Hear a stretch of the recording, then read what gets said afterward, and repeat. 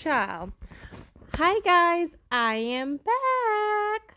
I don't know whether to start out by saying what we're going to be making today, but I definitely want to say thank you all for sticking it out with me. I know I've been gone for quite a while. A lot, a lot has changed since then, but we'll all get caught up on it. No worry, I'll update you guys in upcoming videos.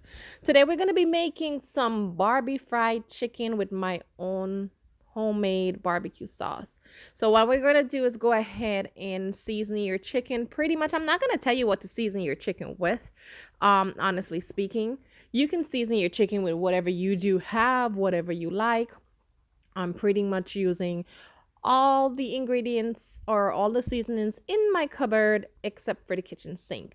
So onion powder, garlic powder. Here I'm adding some complete seasoning.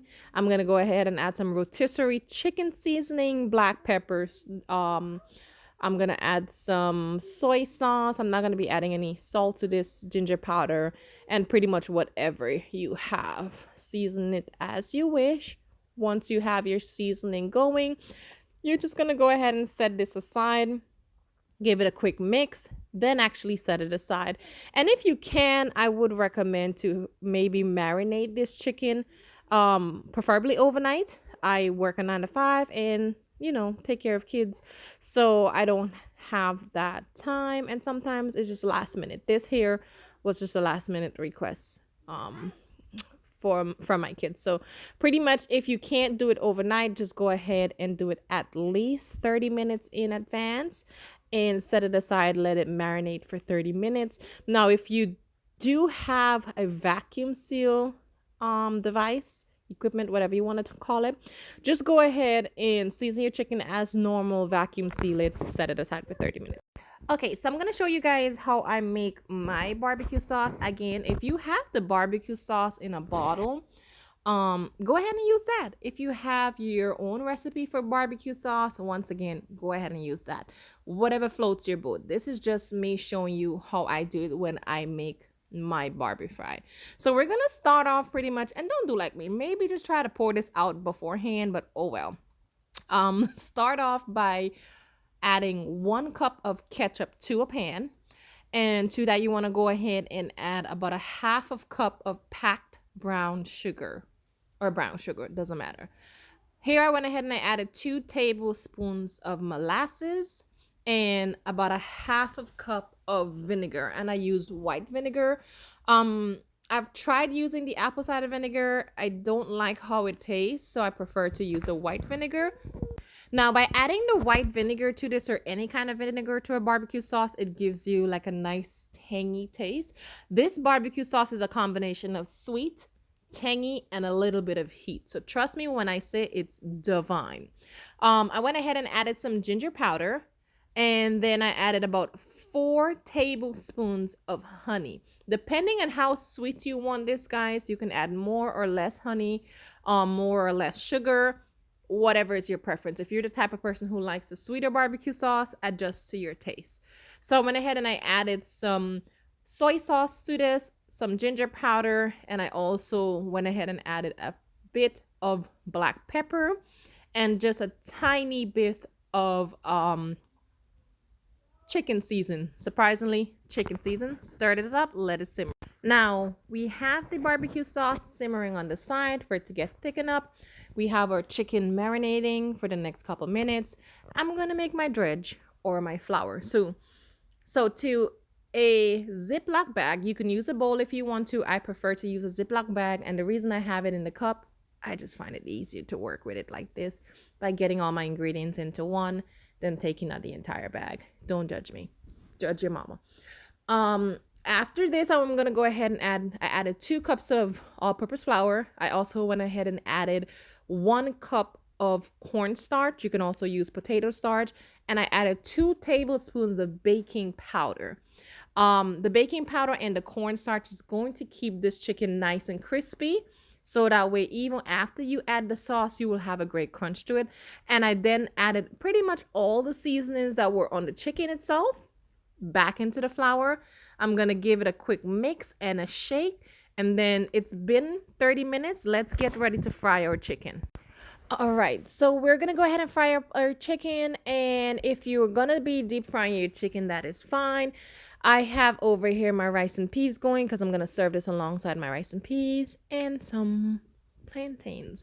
So I'm using my cast iron skillet today because I'm gonna do pretty much like a shallow fry. And what I'm doing right now is testing to see if my oil is ready. Quick way to do that is by just adding a little bit of flour. If it sizzles, you're good to go. Or take the back of a wooden spoon or a chopstick if you have one, place it down in the oil. If it bubbles, you know you are good to go. So we're ready to fry. Now, between the making of our barbecue sauce and getting our dredge ready, it's been about 30 minutes. So we've allowed our chicken to marinate for about 30 minutes. So what you pretty much want to do is go ahead and dredge your chicken and start frying. Now, two tips. This is something that I didn't do with this one. If you want that nice, crispy, flaky Popeyes type, KFC type batter, what you can do typically with these fast food restaurants, what they do is go ahead and dunk it in the flour, dunk it in some form of liquid, either water or milk, dunk it back in the flour, and then fry. I don't really like that double batter, so I'm just going to go ahead and put it in my flour just once. And then what I am going to do is knock off the excess flour off of it, guys, because the less flour that's in the bottom of the pan, you want to make sure there's not an excessive flour because it's going to cause it to burn. And you're going to lay your chicken away from you, avoiding any splatter, any oil bouncing back from you. Lay them away from you and do not touch it, okay? Don't touch it. So because I'm using my cast iron, I do not want to overcrowd my pan because that's going to lower my temperature. So I'm just going to go ahead and add 3 pieces of thigh at one point. If your thighs are thick like me, it's longer. If it's not on the thick side, then you typically cook it from 10 minutes to about 15 minutes. Now, I'm going to cook mine for about 10 to 15 minutes just because of the thickness of my thigh. So let's go ahead and cook that up. Perfect. After about 5 minutes, you see I went ahead and I flipped it. You have a nice golden color at the top. You keep flipping it throughout 5 minutes here, and in the last 5 minutes you're gonna go ahead and just flip it once more, remove it. In the meantime, set your oven to about 200 to 250 degrees because once your chicken comes out, you want to put it on a wire rack or a tray and just pop it in the oven to keep it warm and keep it crispy. Pro tip. So I took out my first batch. I added my drumsticks, sorry, and those are cooking up now. My barbecue sauce is finished, and as you can see, it's delicious, guys, and it's nice and thickened. I don't like my barbecue sauce too thick. Again, if you want it on the thicker side, just boil it down some more. It's going to get thick. Whenever you make any kind of sauce and you pass your hand through and you see it separates like that, you are pretty much good to go. So we're almost there. Now, all of our chicken is ready. And what you're going to go ahead and do is pour your barbecue sauce on top.